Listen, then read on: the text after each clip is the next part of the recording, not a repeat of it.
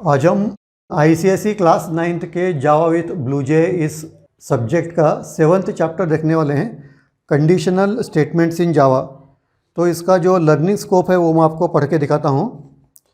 Normal flow of control, bidirectional flow of control, if and only if, nested if else if ladder, system dot exit to terminate the program, multiple branching of control, switch case, fall through in switch case and menu driven programmes.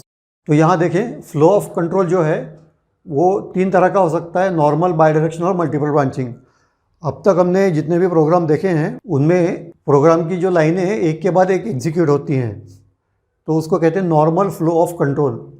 लेकिन कभी कभी ऐसी भी हो सकता है कि समझो हमारे प्रोग्राम का जो इनपुट है एक पर्टिकुलर नंबर के नीचे अगर रहा तो हम एक तरह से एक कोड ब्लॉक एग्जीक्यूट करेंगे, और एक पर्टिकुलर नंबर के ऊपर रहा तो दूसरा कोड ब्लॉक एग्जीक्यूट करेंगे। तो इसका एक प्रैक्टिकल मैं एग्जांपल आपको देता हूँ। यूँ समझिए कि एटीएम में आप पैसे निकालने के लिए गए हो और एटीएम के अंदर सिंगल विड्रॉल जो है उसकी लिमिट 10,000 रुपीज़ के ऊपर एक बार में विड्रॉ नहीं कर सकते।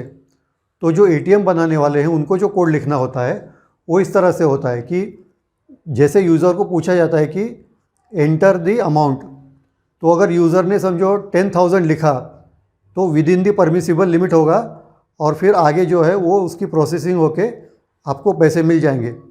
लेकिन अगर आपने 10,000 के ऊपर का कोई अमाउंट लिखा, अगर एटीएम की अगर withdrawal limit, single withdrawal limit अगर 10,000 है और यूज़र ने जो है 10,000 के ऊपर की अगर अमाउंट लिखी, तो उस समय आपको यूज़र को ये बताना होगा कि ये जो अमाउंट है ये विड्रॉल लिमिट के ऊपर है, इसलिए आप ये अमाउंट नहीं विड्रॉ कर सकते। तो ऐसे प्रैक्टिकल सिचुएशन में, ऐसी जो प्रैक्टिकल सिचुएशंस होती हैं उनको डील करने के लिए हम इस तरह के बाई डायरेक्शनल फ्लो कंट्रोल का या मल्टीपल ब्रांचिंग का इस्तेमाल करते हैं। तो by directional flow of control जो होता है ना, उसमें इफ़ और एल्स का इस्तेमाल होता है। तो इसमें कई उसके वेरिएशंस हैं, जैसे इफ़ स्टेटमेंट है, इफ़ एल्स है, नेस्टेड इफ़ विथ एल्स है, इफ़ एंड ओनली इफ़ है, इफ़ एल्स इफ़ है। तो इन सभी का हम स्टडी करेंगे और उनके एग्जांपल्स भी देखेंगे। अब हम देखते हैं इफ़ स्टेटमेंट। इफ़ स्टेटमेंट क्या होता है? If condition is true then execute a statement, या फिर if the condition is true execute a block of code. आप सिंगल स्टेटमेंट भी एग्जीक्यूट कर सकते हो या ब्लॉक ऑफ कोड भी एग्जीक्यूट कर सकते हो। इसका एक सिंपल एग्जांपल देखते हैं। Integer a is equal to 5, if a is greater than 0, system dot out dot println this is a positive number. तो ये हो गया बहुत ही सिंपल एग्जांपल, इफ़ का एग्जांपल। a की जो वैल्यू है वो 5 है।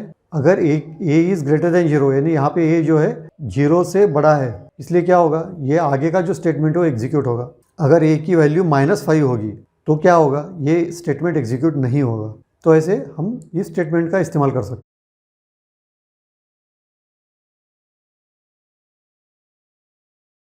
अब हम जावा में मल्टीपल इफ़ स्टेटमेंट्स का इस्तेमाल किस तरह से किया जा सकता है देखेंगे। तो ये इसका कंस्ट्रक्ट है, इफ़ इन ब्रैकेट कंडीशन 1, उसके बाद statement 1, if in bracket condition 2, statement 2, if in bracket condition 3, statement 3।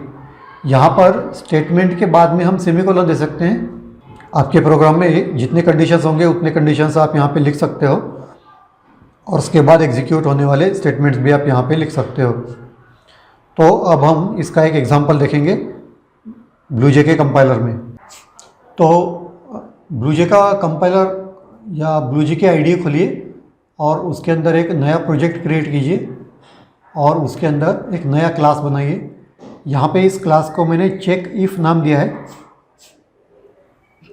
तो जब भी आप कोई नया क्लास बनाते हो तो उसके अंदर कोई डिफ़ॉल्ट प्रोग्राम होता है, तो आपको उसे ओपन करके उस डिफ़ॉल्ट प्रोग्राम को डिलीट करना होता है, और डिलीट करने के बाद में नया प्रोग्राम आप लिखना शुरू कर सकते हो। तो ये जो प्रोग्राम है ये आपको इस वीडियो के नीचे कमेंट्स बॉक्स में मिल जाएगा, वहाँ से आप इसे कॉपी करके रन करके देख सकते हो। इस प्रोग्राम में हमने मल्टीपल इफ़ स्टेटमेंट्स का इस्तेमाल किया है। यहाँ पे हम यूज़र से इनपुट लेंगे, तो यूज़र का इनपुट लेने के लिए हमें स्कैनर क्लास की ज़रूरत पड़ेगी। तो एक यूटिलिटी पैकेज से स्कैनर क्लास को इंपोर्ट किया है। इंपोर्ट java.util.scanner, तो यूटिलिटी पैकेज में से स्कैनर क्लास को हम यहाँ पे इंपोर्ट करेंगे। यहाँ पे सेमीकोलन आएगा। उसके बाद हमारा जो क्लास है इसका नाम यहाँ आएगा पब्लिक क्लास चेक इफ़, और ये जो दो हमको ओपनिंग और क्लोजिंग ब्रैकेट दिखते हैं ये क्लास के ओपनिंग क्लोजिंग ब्रैकेट्स हैं। उसके बाद आएगा main, public static void main string arguments, इसका जो ओपनिंग ब्रेस है और ये क्लोजिंग ब्रेस है, ओपनिंग ब्रेस और क्लोजिंग ब्रेस, और इसके बीच का जितना भी कोड है ये मेन मेथड का हिस्सा है। स्कैनर क्लास का इस्तेमाल करने के लिए हमें उसका एक ऑब्जेक्ट बनाना पड़ेगा। ऑब्जेक्ट का जो नाम है यहाँ पे मैंने x दिया है, यहाँ पे आप कोई भी नाम दे सकते हो। ये एक वेरिएबल है जिसके अंदर स्कैनर क्लास का ऑब्जेक्ट बनेगा। Scanner x is equal to new scanner in bracket system dot in semicolon. System dot in लिखने से ये ऑब्जेक्ट जो है यूज़र से इनपुट लेके उसे स्टोर कर सकेगा। अब स्कैनर के ऑब्जेक्ट में जो यूज़र का इनपुट स्टोर होगा उसको हमें प्रोग्राम के अंदर यूज़ करने के लिए एक वेरिएबल में स्टोर करना पड़ेगा। तो स्कैनर ऑब्जेक्ट क्या करता है? स्कैनर ऑब्जेक्ट स्कैनर क्लास के अंदर जो फंक्शंस हैं उनको इन्वोक करता है। उसको अगर प्रोग्राम में आगे आपको इस्तेमाल करना हो तो उसे आपको अलग से एक वेरिएबल में स्टोर करना होता है। इसलिए हम एक इंटीजर वेरिएबल यहाँ पे डिक्लेयर करेंगे, इंटीजर ए, क्योंकि हमको यूज़र से एक इंटीजर नंबर का इनपुट लेना है। तो इसके लिए हम यूज़र को यहाँ पे प्रॉम्प्ट करेंगे system.out.println enter an integer number between -10 to 10। उसके बाद में हम लिखेंगे a is equal to x dot next int. X हमारा स्कैनर ऑब्जेक्ट है, नेक्स्ट इंट जो है वो स्कैनर क्लास का मेथड या फंक्शन है। स्कैनर क्लास के मेथड या फंक्शन को इन्वोक करने के लिए हमको स्कैनर ऑब्जेक्ट का इस्तेमाल करना पड़ता है, जो कि हमें यहाँ पे डिक्लेयर किया है। तो यहाँ पे अगर x लिखा है तो यहाँ पे x होगा, यहाँ पे आपने ABC लिखा है तो यहाँ पे ABC होगा। तो ये स्कैनर क्लास का ऑब्जेक्ट है, और ये जो है हमारा इंटीजर वेरिएबल है a is equal to x dot next int. तो ये करेगा क्या कि प्रोग्राम इस समय एक प्रॉम्प्ट में आएगा और वहाँ पे वो आपके इनपुट का वेट करेगा। उस समय आप जो भी इनपुट वहाँ पे करोगे उसको एज ए इंटीजर ये एक्सेप्ट करेगा, ये जो स्कैनर ऑब्जेक्ट है, और आपने जो इनपुट किया उसको बाद में ए नाम के वेरिएबल में स्टोर किया जाएगा। ये हम कर रहे हैं, ये जो है ये प्रोग्रामर करता है। X a is equal to x dot next int. अगर आपने ए इज इक्वल टू नहीं लिखा, सिर्फ अगर आपने एक्स डॉट नेक्स्ट इंट अगर लिखा तो जो भी यूज़र का इनपुट होगा वो एक्स डॉट नेक्स्ट इंट के अंदर, ये जो ऑब्जेक्ट है ऑब्जेक्ट के अंदर ही रहेगा। लेकिन इसको प्रोग्राम के अंदर यूज़ करने के लिए आप ई वेरिएबल में इसको स्टोर करना पड़ेगा। तो एक्स नाम का जो स्कैनर ऑब्जेक्ट है उसमें जो यूज़र का डेटा स्टोर हो गया है उसको हमको अलग से एक अलग वेरिएबल में यहाँ पे स्टोर करना पड़ता है। तो ऐसा हम ऑब्जेक्ट का इस्तेमाल करते हैं। अब यूज़र का इनपुट अगर आ गया तो यहाँ पे यूज़र तीन तरह से इनपुट दे सकता है। एक तो वैल्यू निगेटिव होगी, यानी 0 से लेकर 10 तक, या फिर वो 0 होगा, या फिर होगा 0 से लेकर 10 तक। तो अलग अलग तीन यहाँ पे ऑप्शंस हैं हमारे पास, तीन पॉसिबिलिटीज़ हैं। तो तीनों पॉसिबिलिटीज़ को कवर करने के लिए हम यहाँ पे तीन इफ़ स्टेटमेंट का इस्तेमाल करेंगे। If A is less than 0, if A is greater than 0, या if A is equal to 0। ये इक्वल्स है, असाइनमेंट स्टेटमेंट नहीं है, यहाँ पे कंपैरिजन ऑपरेटर है। इफ़ ए इक्वल्स 0, तो अगर ए की वैल्यू यहाँ पे इस समय प्रोग्राम के अंदर एंटर हो चुकी है। अब हम प्रोग्राम को आगे चलाते हैं। If A is less than 0, अगर यूज़र ने 0 से कम संख्या अगर एंटर की है तो हम यहाँ पे एक प्रिंट स्टेटमेंट बनाएंगे, the number you entered is a negative number. अगर वो संख्या 0 से बड़ी है, 1 से लेकर 10 तक है, तो हम यहाँ पे एक और एक स्टेटमेंट प्रिंट करेंगे, the number you entered is a positive number. और अगर ये 0 होगा तो हम यहाँ पे लिखेंगे the number you entered is 0। तो यहाँ पे ये जो क्लोजिंग ब्रेस है ये मेन फंक्शन का क्लोजिंग ब्रेस है, और ये जो है क्लास का क्लोजिंग ब्रेस है। अब हम इसको सेव करेंगे और कंपाइल करके देखेंगे। अगर यहाँ पे कोई भी सिंटैक्स एरर ना हो तो हमको यहाँ पे नीचे मैसेज दिखना चाहिए, class compiled no syntax error, या इसी तरह कोई मैसेज होगा। और उसके बाद में इसे हम क्लोज़ कर देंगे। अब जो है हम प्रोजेक्ट विंडो में आते हैं। प्रोजेक्ट विंडो में हमको चेक इफ नाम से क्लास दिखता है हमारा, इसके ऊपर हम राइट क्लिक करेंगे और यहाँ से जो लिस्ट दिखती है उसमें हम वाइड मेन स्ट्रिंग आर्ग्यूमेंट्स यहाँ पर क्लिक करेंगे। अब हमको दिखाई देता है BlueJ method call wide main string arguments. यहाँ में कुछ नहीं करना है, सिर्फ ओके के ऊपर क्लिक करना है। तो ये हमारा ब्लूजे टर्मिनल विंडो ओपन हो गया। Enter an integer number between -10 to 10 और नीचे देखें यहाँ पे type input and press enter to send to program. यहाँ पे आप इनपुट कीजिए। मैं यहाँ पे लिखूँ -9 और एंटर प्रेस करूँ तो क्या होगा, the number you entered is a negative number. अब इसे हम क्लोज़ कर देंगे। प्रोग्राम को हम दोबारा रन करेंगे। अब दोबारा हम यहाँ पे 1 एंटर करेंगे। The number you entered is a positive number. इसे हम क्लोज़ कर देंगे, दोबारा रन करेंगे। अब मैं यहाँ पे 0 एंटर करके देखता हूँ। The number you entered is 0। अब दोबारा हम प्रोग्राम में जाएं। यहाँ देखें ये हमने मल्टीपल इफ़ का इस्तेमाल किया है। इफ़ के आगे ब्रैकेट लिख के जो भी कंडीशन हमें चाहिए वो कंडीशन लिखनी है। उसके बाद में एग्जीक्यूट होने वाले स्टेटमेंट्स होंगे। एग्जीक्यूटेबल स्टेटमेंट्स के बाद में सेमीकोलन होगा, इफ़ के बाद में सेमीकोलन नहीं होगा, ये बात याद रखें। तो इस तरह से हम मल्टीपल इफ्स का इस्तेमाल प्रोग्राम के अंदर कर सकते हैं। आज हम इफ़ एल्स और इफ़ एल्स इफ़ स्टेटमेंट्स का इस्तेमाल किस तरह से किया जाता है देखेंगे। जब हम प्रोग्राम एग्जीक्यूट करते हैं तो अगर हमको अलग अलग कंडीशंस के समय अलग अलग कोड ब्लॉक एग्जीक्यूट करना होता है तो उस समय हम इफ़ एल्स स्टेटमेंट का इस्तेमाल कर सकते हैं। तो इसका कंस्ट्रक्ट किस तरह से होता है, if in bracket condition statement 1 else statement 2। तो यहाँ पे जो सेमीकोलन है वो स्टेटमेंट के बाद आएगा। इफ़ या एल्स के बाद यहाँ पे हम सेमीकोलन नहीं देते हैं। आसान सा एग्जांपल यहाँ देखते हैं हम। If in bracket a is greater than b. अगर हमारे पास दो वेरिएबल्स हैं ए और बी और उसके अंदर कुछ वैल्यू स्टोर की हुई है, हो सकता है वो वैल्यू यूज़र के द्वारा एंटर की गई हो और हमें उसे प्रोसेस करना है। If A is greater than B max is equal to A. दोनों में से हमें बड़ी संख्या कौन सी है ये डिटेक्ट करके उसका इस्तेमाल आगे प्रोग्राम के अंदर करना है। तो यहाँ पे हमने मैक्स नाम का एक वेरिएबल बनाया। If A is greater than B max is equal to a else max is equal to b. तो यहाँ पर मैक्स नाम के वेरिएबल के अंदर ए और बी में जो भी बड़ा नंबर होगा वो स्टोर हो जाएगा।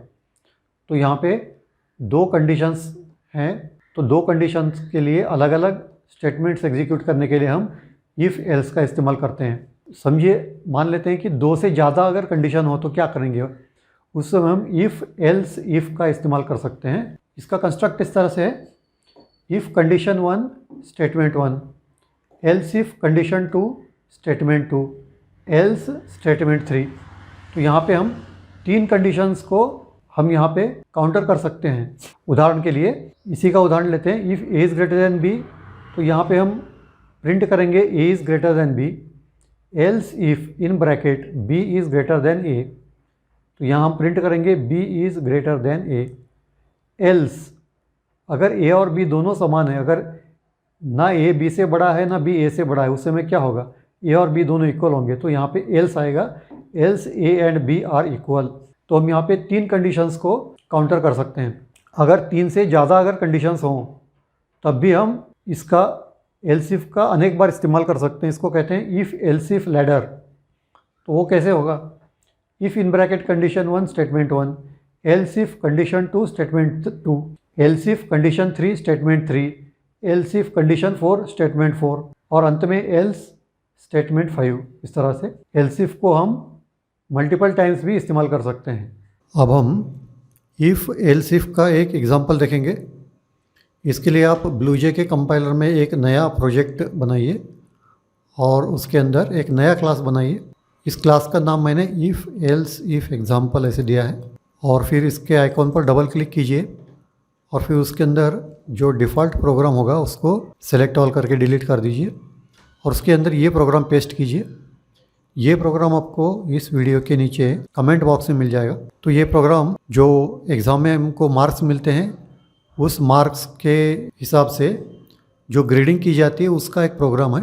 ये ज़रूरी नहीं कि आपके स्कूल में भी इसी तरह की ग्रेडिंग होती हो, लेकिन इस प्रोग्राम के लिए मैंने एक इमेजिनरी ग्रेडिंग बनाई है। तो इसके लिए हम यूज़र से इनपुट लेंगे, import java.util.scanner। तो ये प्रोग्राम बनाने के लिए मैंने एक सैम्पल ग्रेडिंग बनाई है। तो इसके लिए हम यूज़र से इनपुट लेंगे। यूज़र से इनपुट लेने के लिए हमको स्कैनर क्लास की ज़रूरत पड़ेगी। तो हम import java.util.scanner, स्कैनर का एस कैपिटल होगा और सेमीकोलन। उसके बाद में हमारा क्लास हम डिक्लेयर करेंगे यहाँ पे public class if else if example. इस क्लास का नाम आप जो चाहो लिख सकते हो, उसमें कोई प्रॉब्लम नहीं है। क्लास का नाम लिखने के बाद में जो ओपनिंग ब्रैकेट आएगा, ये ब्रैकेट इमीडिएटली क्लास के नाम के आगे भी लिख सकते हो एक स्पेस देकर, या फिर नेक्स्ट लाइन में भी लिख सकते हो। नेक्स्ट लाइन में लिखने पर इंडेंट होगा और ये जो पूरा टेक्स्ट है नीचे का वो आगे चला जाएगा। तो अगर काफ़ी बड़ा प्रोग्राम हो तो देखने के लिए सुविधा हो, इसलिए आप इमीडिएटली इसी लाइन में भी ओपनिंग ब्रैकेट लिख सकते हो। तो इससे इंडेंटेशन कम हो जाता है इससे। इसके बाद आएगा main, public static void main in bracket string arguments, फिर ये ओपनिंग ब्रैकेट। तो इसके बाद जो भी आएगा ये मेन फंक्शन का हिस्सा होगा। तो पिछले वीडियो में हमने जैसे देखा था, हम स्कैनर क्लास का एक ऑब्जेक्ट बनाते हैं। Scanner x is equal to new scanner in bracket system dot in semicolon, और स्कैनर के ऑब्जेक्ट में जो वैल्यू एंटर होगी उसे स्टोर करने के लिए हमें एक इंटीजर वेरिएबल की ज़रूरत होगी। तो ये है हमारा इंटीजर मार्क्स। अब हम यूज़र को एक प्रॉम्प्ट देंगे यहाँ पर, enter marks between 0 and 100 semicolon, marks is equal to x dot next int. तो ये लाइन जो है वो यूज़र से इनपुट लेगी और यूज़र जो इनपुट करेगा वो मार्क्स नाम के इंटीजर वेरिएबल के अंदर स्टोर करेगी। अब जब यूज़र ने वैल्यू एंटर कर दी मार्क्स में, मार्क्स जो एंटर किए हैं उसको हम प्रोसेस करेंगे। यहाँ पे इस कोड के द्वारा प्रोसेस होंगे। If in bracket marks is less then 33, अगर 33 से मार्क्स अगर कम है तो यहाँ पे हम ओपनिंग और क्लोजिंग ब्रैकेट दे रहे हैं इफ़ स्टेटमेंट के, जो इस इफ़ स्टेटमेंट का जो ब्लॉक है उसके लिए। System dot out dot println in bracket fail, fail जो है डबल कोट में क्योंकि ये एक स्ट्रिंग है। उसके बाद में एल्स इफ, तो ये यहाँ पर जो है मल्टीपल एल्स इफ का यूज़ कर रहे हैं। इसको इफ़ एल्स इफ लैडर भी कहते हैं। 3 से ज़्यादा कंडीशंस होंगी, कई कंडीशंस अगर होती हैं तो हम एल्स इफ को कई बार इस्तेमाल कर सकते हैं। तो इसमें इफ़ एक बार आएगा और फिर एंड में एल्स आएगा, तो उसके बीच में जितने भी कंडीशंस होंगे सब हम एल्स इफ के अंदर रखते जाएंगे इस तरह से।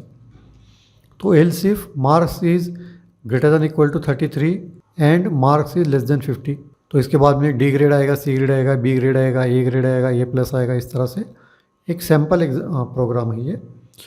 और अंत में है एल्स, अगर इसमें से कोई भी नंबर अगर यहाँ पे एंटर नहीं किया गया है, समझो कोई माइनस वैल्यू यहाँ पे किसी यूज़र ने एंटर की या कोई वैल्यू 100 से ऊपर की, तो क्या होगा? तो हम उसको इनवैलिड करके बताएंगे कि जो number you have entered is invalid. इस तरह से प्रोग्राम है। इसको आपके कंपाइलर में आपके क्लास के जो ये पेज है उसके अंदर पेस्ट कर दीजिए और फिर उसे सेव करके कंपाइल कर दीजिए। और नीचे देखिए यहाँ पे class compiled no syntax error इस तरह का मैसेज दिखेगा, या कंपाइलेशन कंप्लीट। फिर इसे क्लोज कर सकते हैं हम। अब इसके आइकॉन को राइट क्लिक करके वाइड मेन स्ट्रिंग आर्ग्यूमेंट्स को सेलेक्ट कीजिए और फिर ओके पर क्लिक कीजिए। एंटर मार्क्स बिटवीन 0 and 100, तो ये ब्लूजे का टर्मिनल विंडो, यहाँ पे आप इनपुट दे सकते हैं। हमने यहाँ पे कोई लूप नहीं दिया है अभी तक, तो एक बार में हम सिर्फ एक ही जो है इनपुट दे सकते हैं। तो 33 को पास है, तो मैं यहाँ पे 32 टाइप करके देखता हूँ, यहाँ आ गया फेल। अब दोबारा दूसरी वैल्यू एंटर करने के लिए इसे क्लोज करेंगे, इस पर फिर राइट क्लिक करें। अब यहाँ पे हम 50 एंटर करके देखें तो ये आ गया सी ग्रेड, 50 को सी ग्रेड मिला। और एक बार हम एग्जीक्यूट करके देखें। अब हम यहाँ पे एंटर करें 90, तो ये आ गए ए प्लस ग्रेड। तो इस तरह से कई ऑप्शंस अगर आपके पास हैं, अलग अलग ऑप्शंस के लिए अलग अलग आउटपुट आपको अगर देना है, तो वहाँ पर हम इफ़ एल्स इफ का लैडर इस्तेमाल कर सकते हैं। तो ये है इफ़ एल्स इफ के लैडर का एग्जांपल।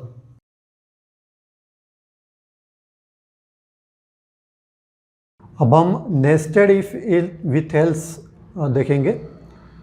तो जैसे हमने इफ़ एल्स का ब्लॉक यूज़ करके देखा था, तो अगर प्रोग्राम की ज़रूरत हो, प्रोग्राम के लॉजिक में अगर उस तरह की ज़रूरत हो, तो उस जगह पर हम एडिशनल इफ़ एल्स के ब्लॉक्स ऐड कर सकते हैं। जैसे इफ़ कंडीशन 1 के बाद अगर हमें आवश्यकता हो तो हम ब्रैकेट के अंदर और एक कंडीशन इफ़ और एल्स यहाँ पे डाल सकते हैं। उसके साथ ही अगर ज़रूरत हो तो एल्स के बाद भी हम एक और इफ़ एल्स यहाँ पे डाल सकते हैं। अब हम नेस्टेड इफ़ एल्स का एक एग्जांपल देखेंगे। इसके लिए ब्लूजे के कंपाइलर में एक नया प्रोजेक्ट ओपन कीजिए और उसके अंदर लीप ईयर नाम से एक नया क्लास बनाइए और फिर उसको डबल क्लिक करके ओपन कीजिए। ओपन होने के बाद उसके अंदर जो डिफ़ॉल्ट प्रोग्राम आपको दिखाई देगा उसको सेलेक्ट ऑल करके डिलीट कर दीजिए और उसके अंदर ये प्रोग्राम आपको लिखना है। ये प्रोग्राम आपको इस वीडियो के नीचे कमेंट्स के अंदर मिलेगा, वहाँ से आप इसको कॉपी कर सकते हो। तो ये जो प्रोग्राम है इसके अंदर आप ईयर एंटर कर सकते हो और प्रोग्राम बताएगा कि वो लीप ईयर है या नहीं। तो यहाँ आप देख सकते हो ये इफ़ ब्लॉक है ये, इसी इफ़ का ये एल्स ब्लॉक है। अब यहाँ देखें इफ़ के अंदर और एक इफ़ एल्स ब्लॉक है, इफ़ एल्स, और फिर इस इफ़ के अंदर फिर दोबारा पूरा का पूरा एक इफ़ एल्स ब्लॉक है। तो इस तरह से triple nested if else blocks आपको इस प्रोग्राम के अंदर दिखाई देंगे। इस प्रोग्राम को सेव कर लेते हैं और फिर उसे कंपाइल करें। तो नीचे आपको class compiled no syntax error या इस तरह का कोई मैसेज दिखेगा, फिर उसे क्लोज़ कर दीजिए।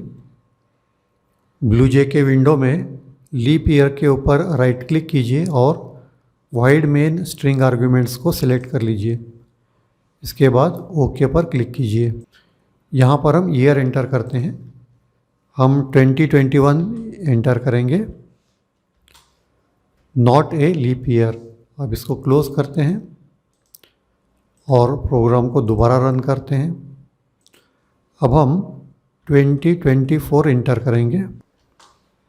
तो 2024 जो है वो बताता है कि एक लीप ईयर है। 2020 जो था वो एक लीप ईयर था, इसके बाद अगला लीप ईयर 2024 होगा। तो ये प्रोग्राम आप अपने ब्लूजे के कंपाइलर में रन करके देख सकते हो। आपके सिलेबस में system.exit0 इस मेथड का भी समावेश किया गया है। तो इस मेथड का इस्तेमाल करने के लिए आपको java.lang पैकेज को इंपोर्ट करना पड़ेगा, import java.lang.star। तो इसका इस्तेमाल कब होता है? प्रोग्राम के अंदर किसी भी कंडीशन के पूरा होने पर अगर आपको उसके आगे एग्जीक्यूशन बंद करना है, प्रोग्राम से एग्ज़िट अगर करना है, तो वहाँ पर हम system.exit0 लिख सकते हैं। system.exit0 मेथड का इस्तेमाल करने से जावा का जो JVM है वो टर्मिनेट हो जाता है। तो किसी भी प्रोग्राम के अंदर किसी भी कंडीशन के फुलफ़िल होने के बाद में अगर इफ़ कंडीशन 2 के बाद में अगर आपको एग्ज़िट करना है तो स्टेटमेंट 1 की जगह आप system.exit0 लिख सकते हो। तो यहाँ से प्रोग्राम एग्ज़िट हो जाएगा। system.exit का इस्तेमाल प्रोग्राम के अंदर अलग अलग एरर्स के आने पर प्रोग्राम को टर्मिनेट करने के लिए भी किया जाता है, लेकिन वहाँ पर अलग अलग नंबर्स का इस्तेमाल होता है। किस तरह का एरर है उसके ऊपर उसके नंबर्स यहाँ पर हम दे सकते हैं।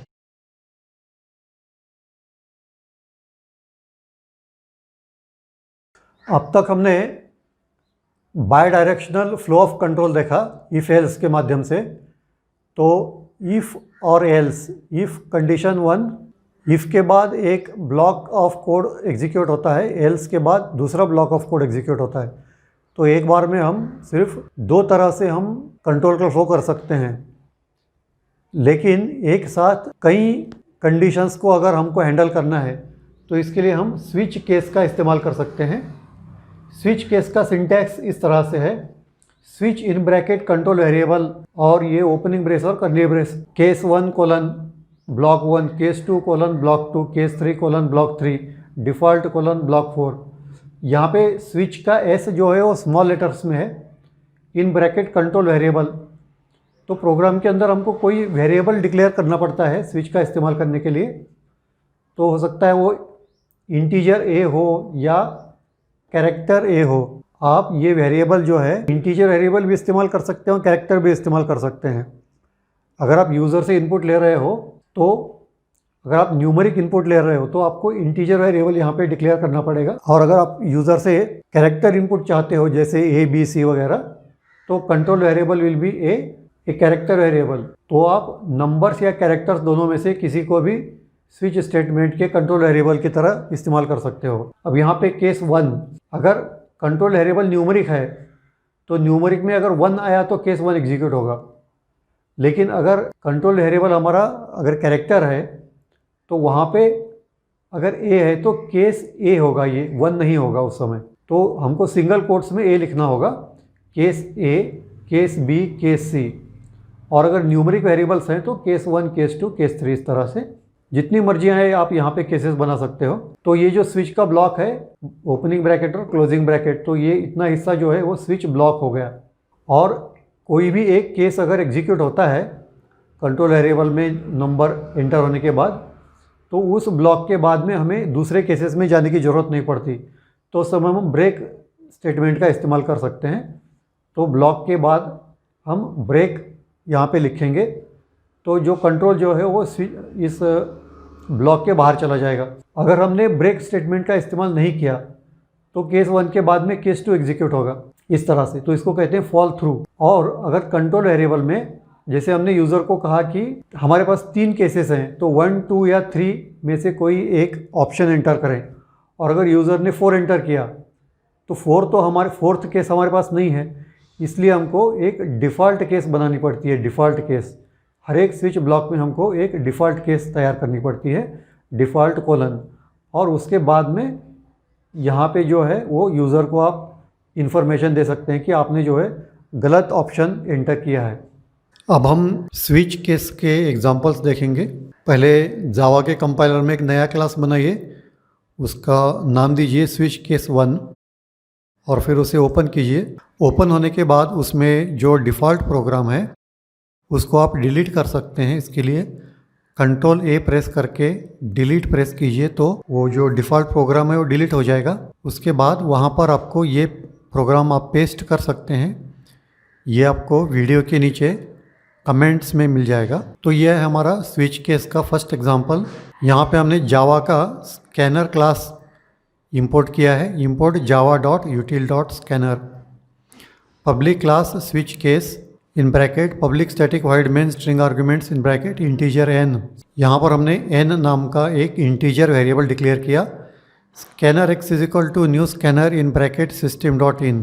System out print enter a number between 1 to 4।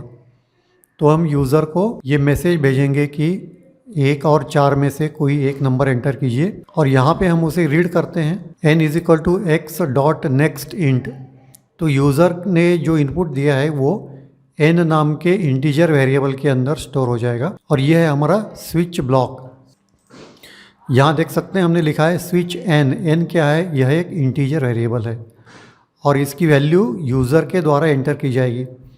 तो यूज़र ने अगर 1 लिखा तो केस 1 इवैल्यूएट होगा या एग्जीक्यूट होगा, 2 लिखा तो केस 2 एग्जीक्यूट होगा।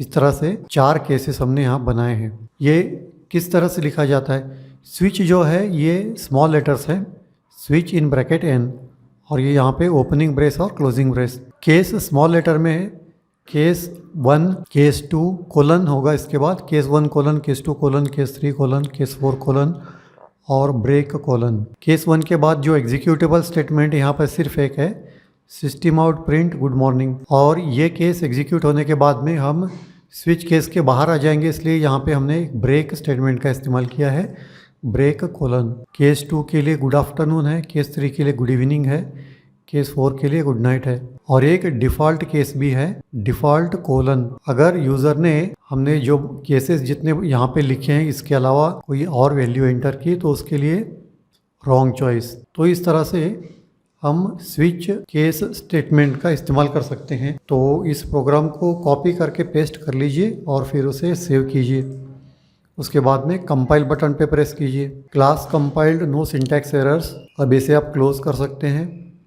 स्विच केस 1 पर राइट क्लिक कीजिए और वाइड मेन स्ट्रिंग आर्गुमेंट्स को सेलेक्ट कीजिए। यहाँ पे ओके पर प्रेस कीजिए। Enter a number between 1 to 4। तो ये है हमारा ब्लूजे का टर्मिनल विंडो। यहाँ पे मैं 1 एंटर करूँगा तो ये आ गया गुड मॉर्निंग। अब इसे हम क्लोज करते हैं, दोबारा प्रोग्राम रन करके देखेंगे।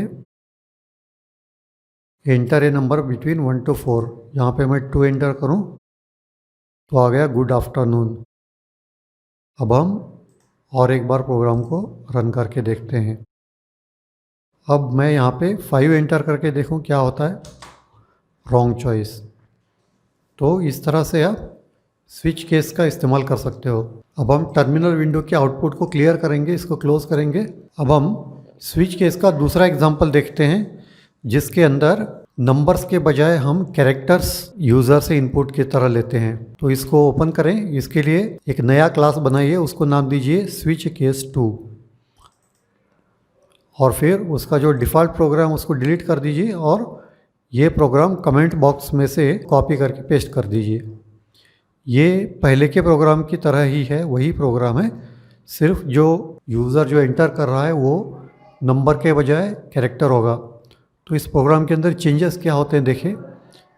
हमने एक वेरिएबल डिक्लेयर किया है कैरेक्टर n, CHARN। पिछले वाले प्रोग्राम में वो ये इंटीजर था, अब ये CHAR है। और हमने एक स्कैनर ऑब्जेक्ट बनाया यहाँ पे, सिस्टम आउट प्रिंट एंटर इधर A, B, C और D। तो यहाँ पे हमारे कैरेक्टर वेरिएबल के जो ऑप्शंस हैं यहाँ पे A, B, C या D के रूप में हैं। अब देखें यूज़र से कैरेक्टर डेटा किस तरह से हम एक्सेप्ट कर सकते हैं। n = x, x जो है हमारा स्कैनर ऑब्जेक्ट है। नेक्स्ट, नेक्स्ट के बाद में ओपनिंग और क्लोजिंग ब्रेस है, डॉट CHARAT 0। तो अगर यूज़र ने कोई स्ट्रिंग भी, अगर वर्ड भी अगर एंटर किया तो उसमें से जो फर्स्ट कैरेक्टर है वो इसमें से एक्सेप्ट कर सकता है इस तरह से, CHARAT 0। तो चूंकि हमने यहाँ पे सिर्फ एक ही कैरेक्टर यूज़र से एक्सपेक्ट कर रहे हैं तो कोई प्रॉब्लम नहीं होगी हमको।